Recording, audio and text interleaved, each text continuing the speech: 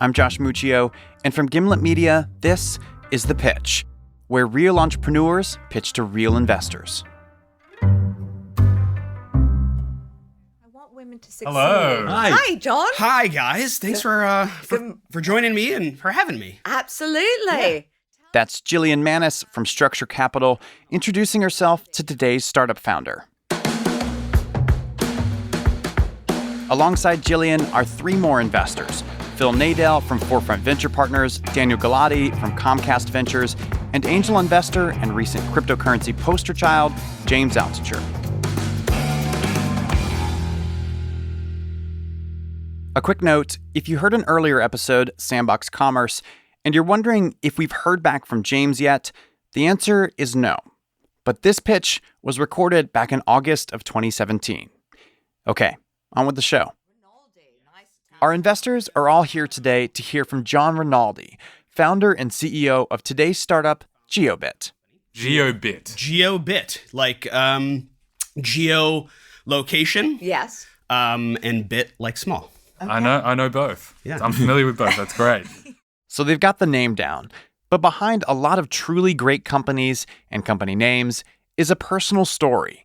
And John's is a doozy.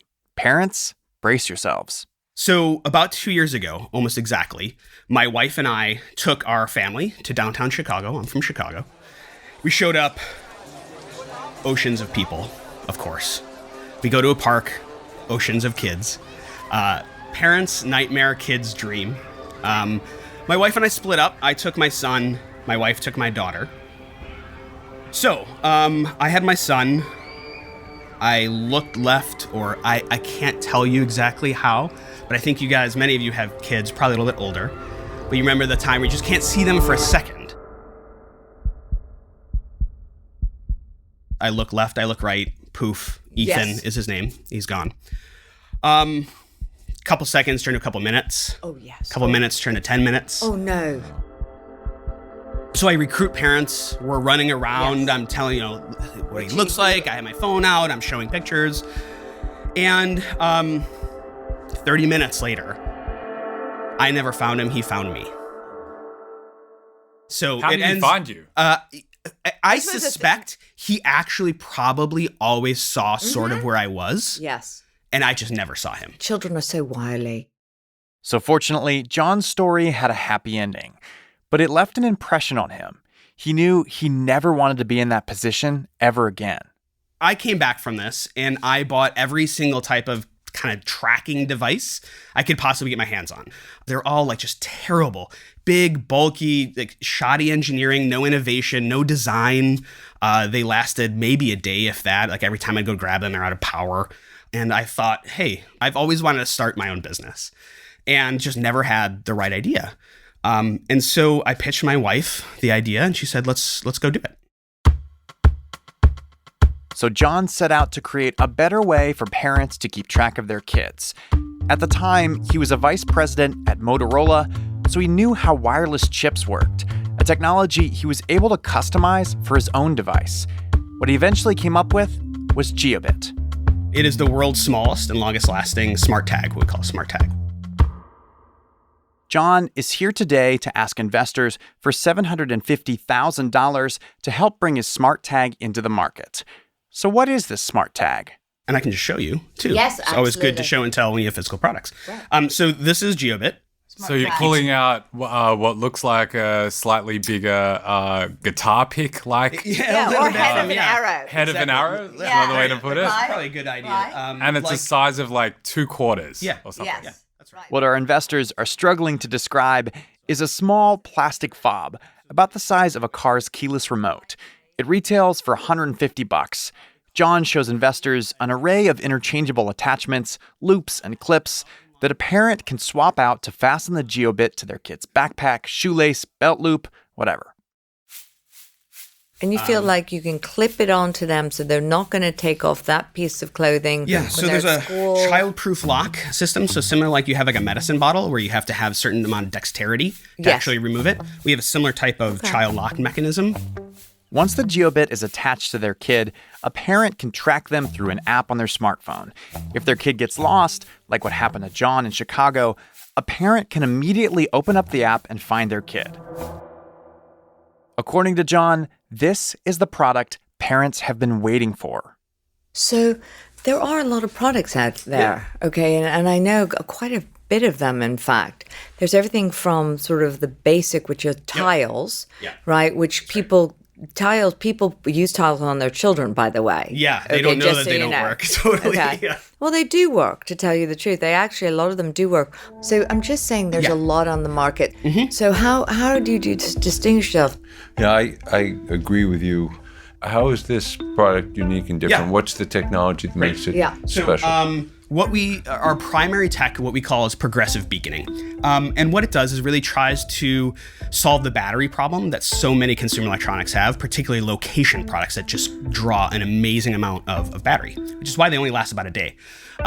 Through this technology breakthrough, we can last up to 30 times longer than the best products in the market today. So 30 days. Up to 60 days. But this is not your own battery. This is not your own item. No. So the way that progressive beaconing works, it traverses all of different radio frequencies. It really has all the same tech that's in your smartphone, but in something the size of about a quarter.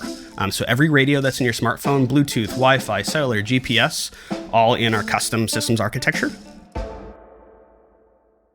The technology John calls progressive beaconing, patent pending, works by piggybacking on the cellular signal of your family's phones. According to John, this allows it to use the least amount of battery possible, thus lasting weeks on end, way longer than any other geotracker currently on the market. And so why do you need to conserve battery if the use case is a day trip with your children? Yeah, so what I found was every time, well, I have lots of things I charge in my house, like tablets, computers, phones. And so even though sometimes I would use it for day trips, but actually I was using it most every day because they go to school. I never knew when this would happen. So I was putting it on them all the time. To Daniel's point, I mean, why not just charge it every night? One thing that I found when I was using these products was that when I did go to use them every day, or when I wanted to use them, they were always out of battery. I just forgot. And for us, having something that just could take out a little bit more anxiety in my day, make things just a little bit easier, and not have to worry about charging this thing all the time, made my life a lot easier for that. Okay. The investors look a bit dubious. Sure, charging things is kind of a pain in the ass. But is it a big enough pain to build a whole company around?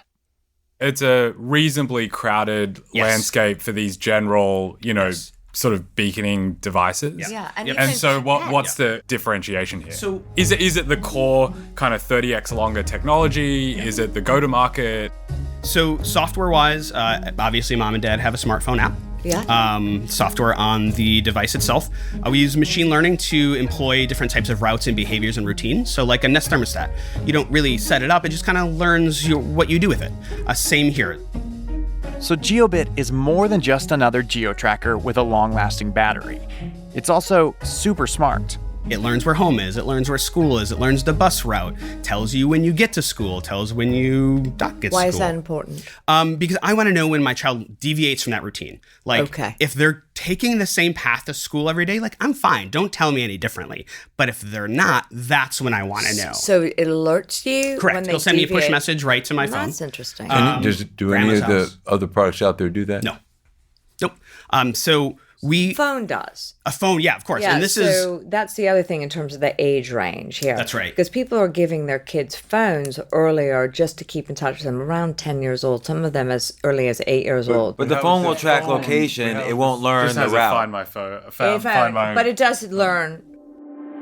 So how does this differentiate if the child has a phone and you're able to track them using the phone? I mean, kids who are 10, 8, 10, I don't know where I go if they have phones. So in more affluent neighborhoods, you're right. On average, though, in the United States, definitely not. And yet, but this is $150 to buy one of these things. So in an affluent, $150 is a lot for anybody to spend who is, as you said, not in the affluent neighborhoods. Yep, I mean, this is a lot. It's half. You probably get a phone for $320 a month. Exactly. You can actually get less. Exactly why we want to, with scale, bring that down to the price points we talked about, right? We're obviously going to have higher costs right away, right? And you're totally right. As you scale, those are the price points you want to be at. A 2-year-old or 3-year-old isn't going to have a smartphone, right? So you need to have something that's not a phone for those age groups. So yeah, Kindergartners may not have cell phones, but as investors are quick to point out, kids are getting phones earlier and earlier. In fact, a 2016 study by Research Central pegged the average age for getting a first smartphone at 10. In 2012, that age was 12. But this phone question may not even matter. The kid geotracking market is only one vertical, and John's progressive beaconing technology might have infinite other possible uses. I would argue that your progressive beaconing technology is actually way more powerful in any other vertical besides the one that you've chosen. Yeah. We are like luggage. Like let's take luggage for example, which is like I can stick that, I can stick that device into my luggage. Yeah. I never have to, I don't have to think about it on a trip, and I can charge it when I get back home. Yes. And so why the sort of initial focus on, the kid problem when you could be solving a gazillion other problems? People that we did open up just kind of a soft launch without really doing any marketing. And those pre-order people started hitting us up and they started buying it for pets. A pretty natural extension given that people that don't have kids but pets many times treat them like children, or just as important. They're their most precious asset. And the battery life is obviously super important to those because you don't want to have to go take it off your collar every 24 hours, right? So having something that lasts 30 days, 60 days is super important. Why don't you guys just test 10 form factors and 10 verticals, right? Like do pets, do kids. If it's not that hard to change the form factor, put it all up on the site, spend 6 months really figuring out. I just worry that we've sort of hit this local maxima around kids. We've sort of anchored around kids because you had this experience and, obviously that's important. But is there a 10x bigger business sort of right next to us that we're not seeing? We've seen this before. Sometimes investors get so captivated with an idea that they can't help but imagine a whole new world of possibilities. Possibilities that appear to have a much bigger payout at the end of the rainbow. But what happens when that pot of gold isn't the same pot of gold the entrepreneur is going after? For now, focused on 2 consumer markets. As we expand, these are things we'll definitely be looking at. But for the 2 consumer markets, brand is just as important as tech and building that out. So we are starting to invest in that. We see so many companies where the founding team kind of come in with this hypothesis on a vertical. Yeah. And that hypothesis is just completely wrong. And there's actually, this other vertical that's easily reachable and just kind of right next door. Yep. That results in a much, much bigger business. Yeah, no, granted, it's born out of your traumatic experience. Yeah. So you have an identity with that solution. But that's not always the biggest business. But that's what I'm saying. So I'm saying you have to sort of step back and look at the other use cases more analytically and not emotionally. I totally agree. And this is exactly the reason why we're launching pets in 2 weeks and exactly why we're taking those conversations with these companies to talk about and understand what their needs are. And we're coming to realize the same product can be used. We actually don't have to change the software. So John is willing to grow Jiobit beyond just the kids market. He's just saying one thing at a time. First kids, then pets, then who knows, maybe luggage, but all in due time. So have you launched this product yet? We have not. So we'll ship it in a couple months. Okay. And what are you looking to raise and at what valuation? We raised $4.6 million already to really develop all the technology. You raised $4.6 million? That's a lot. What valuation? Our post money is 13. Wow. Okay, so this is you had pre-beta. Okay. We've been doing betas already on our first product. So this product here, we changed the design. Okay. So this has been in beta for some time. What do your orders look like right now? So we haven't spent any marketing. We sold about $75,000 worth of inventory with monthly recurrings of like $8,000. Over what period of time? Like a week. You've done $75,000 of sales in a week. Yeah. So how much runway do you have off the 4.6? We'll be February. Okay, so you have until February until you run out of runway. Okay. And this would give us another 12 months. Another 12 months. So this funding John is asking for would buy him another year to get Jiobit off the ground. And even though Jillian seemed a bit shocked by the company's $13 million valuation, The investors were all impressed by the $75K in pre-orders John brought in just 1 week. Has he managed to convince them that Jiobit's revolutionary technology is worth the hefty price? Here's Daniel. Almost all of our successful portfolio companies have started with a really deep founder pain point, a really personal founder pain point. And that doesn't guarantee success, but I think it's kind of a necessary condition, right? And I definitely, I mean, the way you didn't walk in and pitch this as a hardware startup, you pitched it as a solution to a problem that you had. And I think that is really compelling. I think you are really compelling.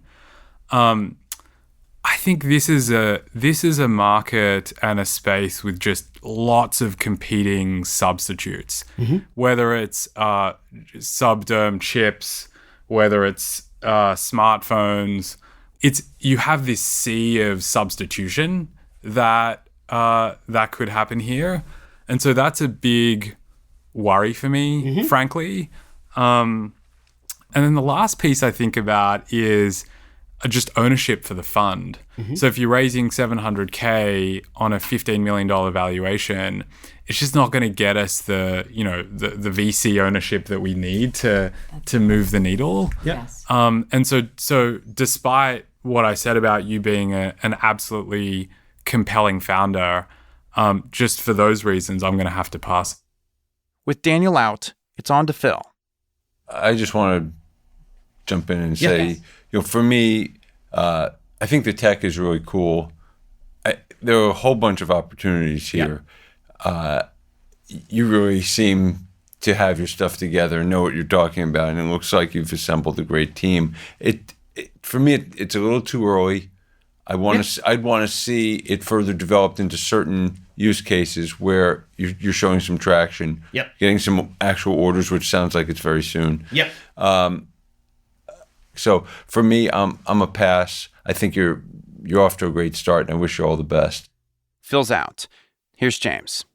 So I'm sort of in line with everybody here, but I think to Daniel's point, I think it's okay if you go out with any use case and you'll sort of figure it out as you go along. Like that will kind of evolve with just your incoming phone calls, and you'll be surprised, and we'll all be surprised 6 months you'll be, the luggage company or the construction, or the API company. Something will happen. Many companies pivot and find their right spot with their technology.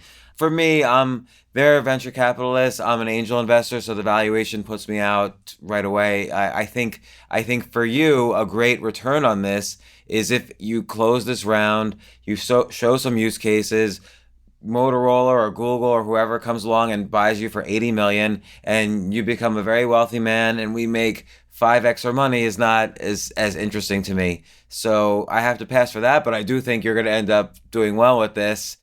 3 of 4 investors are out. Now it's up to Jillian.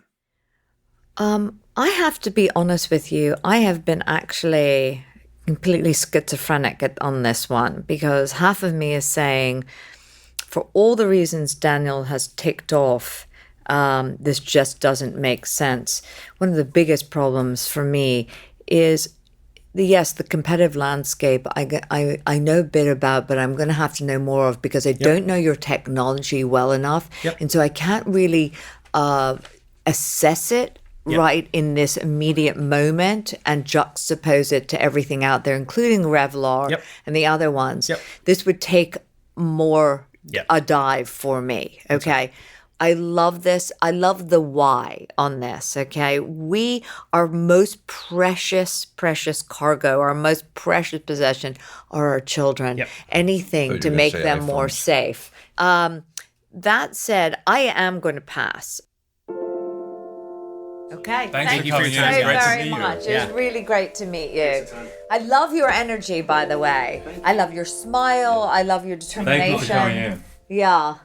And I'm glad you found Ethan. Absolutely. Thank you so much for your time, guys. Thank you. Thank you so much. After John leaves the room, the investors delve into a few of the sticking points in his pitch. I'm trying to figure out how much he. Well, he only has until February right now. Right, but It's not a ton of but runway. No, that's why I think he does if he's need the rated money. 4.6, there has to be someone. You do an internal round of just a small You would seat think, extension right. to bump to the 7. You get that 750. So there was a definite disconnect there. Well, how do you guys feel about coming in and these seed extensions? It always worries me as an outside investor to come in on a seed extension where the first question I'm asking is, why aren't insiders doing this? Right.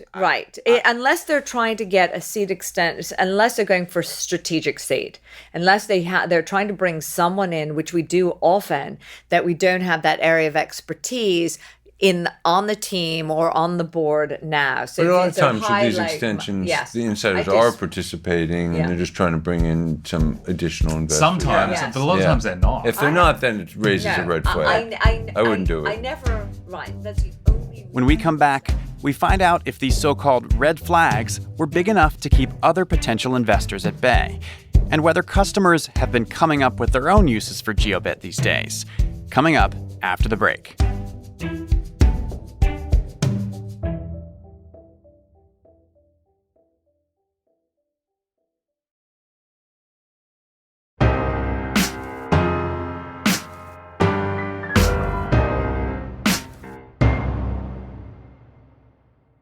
Welcome back. So it's been 5 months since his pitch, and I wanted to get John on the phone to find out how Jiobit was doing and hear what he thought of his pitch experience, especially the feedback he got from the investors. They seemed concerned that you weren't focusing on other verticals other than children and pets, and that there might be money left on the table. Yeah. But Jiobit started out as a personal project of yours, scratching Yes. your own itch for a need you felt. Mm-hmm. What did it feel like to have the investors challenging you about whether your approach to focus on kids first was the right one? It's one that I have heard before and I agree with, in the sense that I think there's a bigger market. I've always thought that way and I've always pitched my company that way. Really? But I also understand that you can be incredibly distracted by boiling the ocean. And so just having that true north, like, what is the first problem that we're going to go out and solve? And like, at least going out and solving one, like really, really freaking well. And then thinking, okay, now that we've done this, where else can we go with it? When you think of like we're probably no different than many others, but like smart hardware, you have a little bit of service, you have a little bit of software, you have a little bit of hardware, right. You know, all that, like you're doing so much that to then layer on top of that, like 5 or 4 or 3 or 2 different verticals. Sure. It seems like you could probably get, distracted pretty easily. Yeah. So it was always not, yes, you're totally right. Like it was scratching my own itch, had a problem, wanted to solve it, very passionate about that. But we also realized pretty quickly as we started building the tech and the product that there would be other markets that had similar problems and that eventually we'd go solve those too. So you agree that there's a bigger market out there, Yeah. but that Totally. like kids was your beachhead anyway, because you knew you had to focus on something. Why not focus on the bigger market first if you know it's a potentially bigger market? Well, the thought was, if we go solve this market, parents are really particular. They're very concerned about security. You're building something incredibly small for small children, so it's going to be small, lightweight. It's got to last forever because no one wants to recharge this stuff every day. So if you start solving those things, you inherently start solving lots of other things of other markets. That was our hypothesis. So you created Jiobit out of this personal pain point to know where your kids are at all times and feel confident that like they're where they should be and that they're safe. Do you still feel like the company has this core value that's personal to you? Yes. I think it's important to have a mission for the company and for your employees. Like, you need to have a very passionate, real, motivating, true north that rallies everyone around. They can really feel it. They can see the impact you're having. They can hear from customers and the way you're helping them. And that's massively inspiring and focused. And yes, everyone in my company knows there are other opportunities, but the inspiration comes from this one. And it's an inspiring mission that people can rally behind and feel good about, like, wanting to go to work every day and like do really cool shit. What's been the initial response from customers who've received the product so far? So the interesting thing that we didn't think about is the different ways that the product ends up getting used.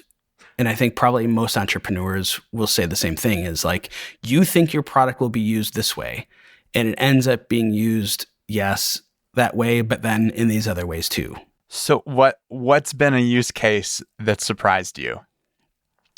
I didn't anticipate, although it probably seems very logical, but I did not anticipate the number of special needs children that would use the product. Oh. And we're still learning this, and just like reacting to it because it was not our intent. And I certainly don't know enough about this to be a source of truth or authority on the topic. Sure. But what I'm relaying is what I'm hearing. And it's just simply that there's an enhanced fear, or I should say worry, about them not, maybe not being fully aware of their surroundings. Or many times autistic children will be distracted, and they'll focus in on something. Yeah. And they'll, see something maybe across the room or across the street or whatever that is, and they're just fixated on it. And will just, it won't matter if they know they should stay in this location or whatever, they'll just go to it. And so they can be very distracted. And it's a worry that many parents have, especially these children, of their children just basically getting up and walking, or whether it's maybe they're taking a bus and they're worried about getting to school, or a variety of reasons. But it is one area that was the surprising aspect of the number of parents that had special needs children that were very, very concerned about this, and also incredibly frustrated with the products that are in the market. A very visceral reaction of just like, not just frustration of like me losing my kid at the park, but like this is like a really, really sharp pain that they're trying to solve. Yeah, that would be really scary. And I can see why that would be really encouraging to you. Those are the ones that like you hear about, and you're like, and you'll have a customer come back and send you an email saying, my kid was, he got on the wrong bus today, and he didn't know it, and I was able to, communicate with the school, and it's just things like this that you just like, whoa, I never would have thought that that's how it would be used, and that's great to see that being used that way. And those are some great inspirational stories that make us want to continue to do cool shit. Jiobit, doing cool shit and maybe saving a few lives along the way. In addition to innovating on their product, John also said Jiobit has successfully raised the $750K he was looking for. In fact, he's raised double that. So this pitch got me thinking. It seems like there's this implicit tug of war between a founder's original vision and an investor's instinct of how to grow the company. On one hand, no one can ever know more about a company than its founder. But then again, investors are experienced in quickly sizing up the biggest opportunities available. And sometimes they can see blind spots that the founder doesn't see. So what do you think? How does a founder know when they should stick to their guns, or when they should let someone else dictate the direction of their company? And have you ever been in this position? Join the conversation over at thepitch.show/discuss. We'll be back next week with a brand new episode. And one last thing, applications are about to close for the next recording event in February. So if you're a startup founder or you know someone who is, you can apply at thepitch.show/apply. We're looking for companies in the seed stage with early traction. We aren't looking for companies in any specific vertical. Our focus is on finding startup founders who have a story to tell.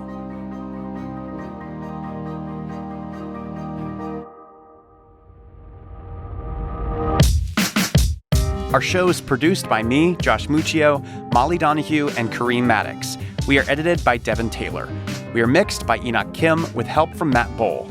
Original music composed by The Musemaker and Bobby Lord. Our theme music is by Breakmaster Cylinder. Lisa Muccio plans our recording events, and thanks to Asta Chaturvedi for her reporting on this episode.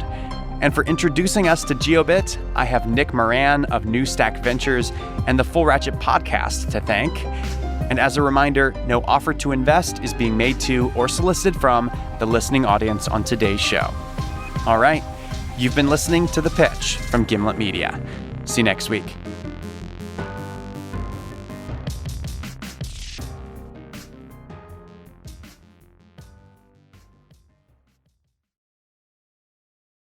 So, by the way, you should have a little, you should have a photo of your child. So Ethan is actually the photo that pops up, not a little Dragon Ball character. Dragon Ball character. A little Pokemon. It's funny, that is a photo of my child. Yes, is that right? How'd you get that? Is that, I don't understand. Okay, so The APIs